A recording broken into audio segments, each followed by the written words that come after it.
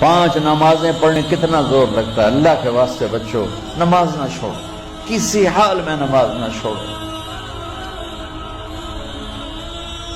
1439 سال میں صرف ایک موقع ہے جس میں نماز چھوڑنے کا مجھے کچھ گنجائش نظر آتی، وہ کربلا کا میدان ہے. میرے نبی کے نواسے نے سر دے دیا، نماز نہیں چھوڑی، اور یہ اعلان کیا کہ زیر خنجر وہ یہ پیغام سنایا ہم. نماز نہ چھوٹے. اس امت کی اللہ سے قربت کی سب سے بڑی نعمت نماز ہے. میرے نبی نے فرمایا جب آدمی سجدہ کرتا ہے تو اللہ کے قدموں میں سر رکھتا ہے.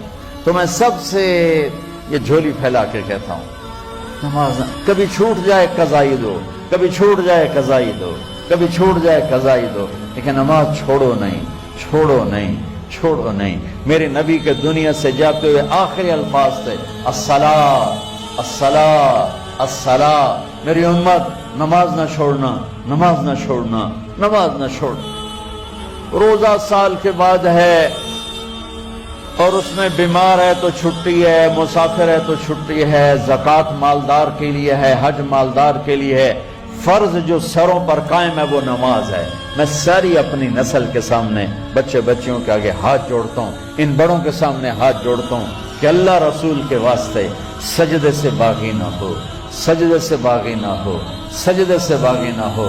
نہ کہیں جہاں میں امان ملی، جو امان ملی تو کہاں ملی. میرے جرم خانہ خراب ہو تیرے عفو بندہ نواز میں، اور کہیں جائے پناہ نہیں سوائے اللہ کی بارگاہ میں سجدہ کرنے سے.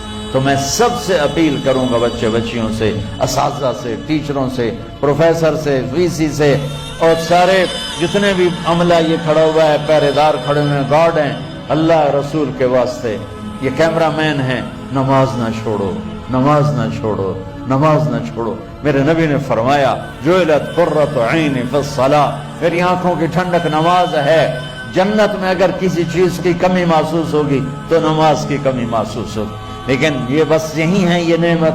آگے پھر اللہ تعالیٰ ایک سجدے کی اجازت مانگیں گے، اللہ کو دیکھ کر تو لگے گا نہیں تم مہمان ہو میں میزبان.